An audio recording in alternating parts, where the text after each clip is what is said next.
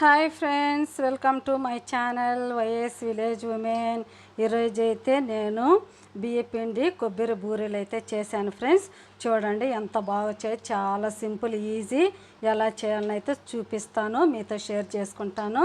చూడండి ఎంత బాగున్నాయో. ఇక్కడ చూడండి ఎంత మెత్తగా, పైన క్రిస్పీగా. రండి చేద్దాం కొబ్బరి బూరెలు. చూడండి లోపల ఎంత బాగుందో. ఒకటి కనుక తింటే ఇంకా తినాలనిపిస్తుంది ఫ్రెండ్స్. చాలా మెత్తగా ఉన్నాయి. రండి చేద్దాం కొబ్బరి బూరెలు. ఫ్రెండ్స్ చూడండి, బియ్యపిండి కొబ్బరి బూరెలకైతే నేను ఈ కప్పు నిండా బియ్యపిండి తీసుకున్నాను. ఈ బియ్యపిండికి చూడండి నేను ఈ కప్పు నిండా బెల్లం అయితే తీసుకున్నాను. ఇంకొద్దిగా ఎక్స్ట్రా అయినా వేసుకోవచ్చు ఫ్రెండ్స్. చూడండి ఇదిగో కొబ్బరి అయితే ఒక అరకప్పు తీసుకున్నాను. ఎండు కొబ్బరి పొడి అనమాట ఇది. ఇలా మిక్సీ వేసుకొని ఇలా ఉంచుకున్నాను. నేను ఇంట్లో చేసుకునేది ఇది. చూడండి కొద్దిగా ఇలాచీ పౌడర్ అయితే తీసుకున్నాను. ఇప్పుడైతే బెల్లాన్ని ముందుగా మనము కరిగించుకుందాం. స్టవ్ అయితే వెలిగించుకొని నేను గిన్నె అయితే పెట్టుకున్నాను. ఇప్పుడు ఈ బెల్లాన్ని కూడా ఇందులో వేసేసుకోవాలి. చూడండి బెల్లం అంతా ఇందులో వేసేసుకొని ఇప్పుడు కాస్త నీళ్లు పోసుకుందాము. చాలా కొద్దిగా ఫ్రెండ్స్, కరిగేదానికి మాత్రం పాకం అయితే అవసరం లేదు. కొద్దిగా నీళ్లు వేసుకొని బెల్లాన్ని అయితే కరిగించుకుందాం. కొద్దిగా చూడండి నేను పావు గ్లాస్ వాటర్ పోసాను ఫ్రెండ్స్. బాగా కరిగితే సరిపోతుంది. నీళ్ళు అయితే ఎక్కువ అవసరం అయితే లేదు.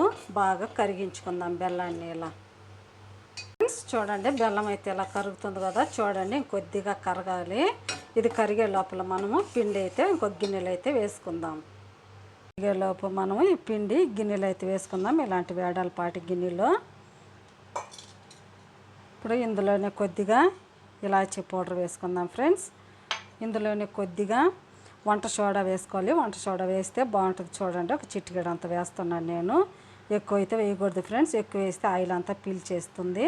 ఇప్పుడు అంతా ఇలా కలిపేసుకుందాము. చూడండి ఎండు కొబ్బరి పొడి కూడా ఇందులో వేసేసుకోవాలి. అరకప్పు వేసుకున్నాను ఫ్రెండ్స్ నేను. చూడండి అంతా వేసేసాను. అంతా అయితే ఇలా కలిపేసుకుందాము.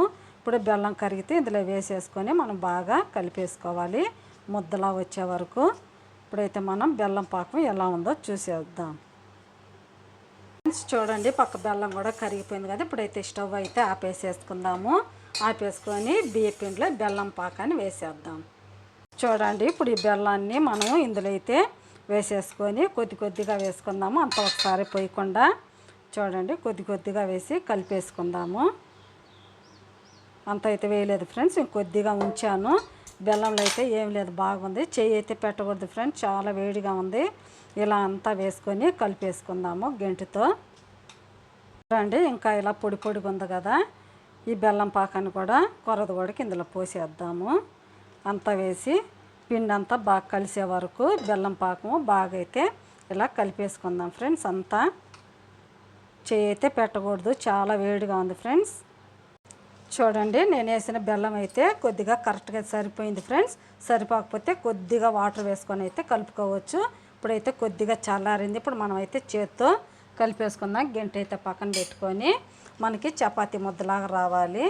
చూడండి కొద్దిగా ఒకవేళ చాలకపోయినా కొద్దిగా నీళ్ళు వేసుకోవచ్చు. నేను పావు గ్లాస్ వాటర్ పోసాను, కరెక్ట్గా అయితే సరిపోయింది. ఒకవేళ చాలకపోయినా చూడండి విధంగా కొద్దిగా గట్టిగా అనిపిస్తే కొద్దిగా ఇలా చల్లుకుంటూ కలుపుకోవాలి పిండిని.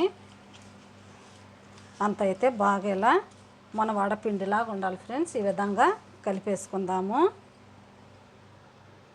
ఫ్రెండ్స్. చూడండి పిండి అయితే ఇలా ఉండాలి. మనం ఇలా తీసుకొని ఉండ చేసుకుంటే ఉండలా ఉండాలి. చూడండి మనం ఇలా బూరెలాగా తట్టుకోవాలి కదా, ఈ విధంగా ఉండాలి. చూడండి ఎంత బాగుందో, ఈ విధంగా ఉండాలి. ఇప్పుడైతే మనం ఆయిల్ పెట్టేసుకొని బూరెలు అయితే వేసేసుకుందాం ఫ్రెండ్స్. చూడండి నేను ఆయిల్ కూడా పెట్టేశాను. ఆయిల్ కూడా హీట్ ఎక్కుతుంది. ఇప్పుడైతే ఆయిల్ హీట్ ఎక్కిందో లేదో చూద్దాం. కొద్దిగా వేసి చూడండి బబుల్స్ వస్తున్నాయి కదా. హీట్ అయితే అయింది ఫ్రెండ్స్. ఇలాంటి కవర్లో ఇలా వడల్లాగా తట్టుకొని వేసేసుకోవడమే. ఒక్కొక్కటి చూడండి ఈ మందంలో ఉండాలి. ఇప్పుడైతే వేసేసుకుందాము. ఇందులో అన్నీ ఇలాగే వేసుకుందాం, 1 2 ఫ్రెండ్స్. చూడండి ఎంత బాగా పొంగిందో. ఇంకా ఒకటి కూడా వేసుకుందాం ఇలాగే. చూడండి ఈ విధంగా వేసుకోవాలి. ఒక్కొక్కటి తిప్పుకుందాం ఫ్రెండ్స్. చూడండి ఎంత బాగా వచ్చిందో, చాలా బాగుంటుంది ఫ్రెండ్స్. ఎంత బాగా పొంగుతుందో చూడండి. చాలా ఈజీ, చాలా బాగుంటుంది. ఇలా కనుక చేసి పెడితే ఒక వారం అయినా అలాగే ఉంటాయి ఫ్రెండ్స్. చాలా బాగుంటాయి. అలాగే తిప్పుకుంటూ అటు ఇటు నెమ్మదిగా కాల్చుకుందాం. చూడండి ఎంత బాగా పూరిలాగా ఎలా ఉబ్బిందో, చాలా బాగుంటుంది ఫ్రెండ్స్. వంట సోడా అయితే ఎక్కువ వేసుకోకూడదు, ఎక్కువ వేసుకుంటే నూనె అయితే ఎక్కువ పీల్చుకుంటుంది.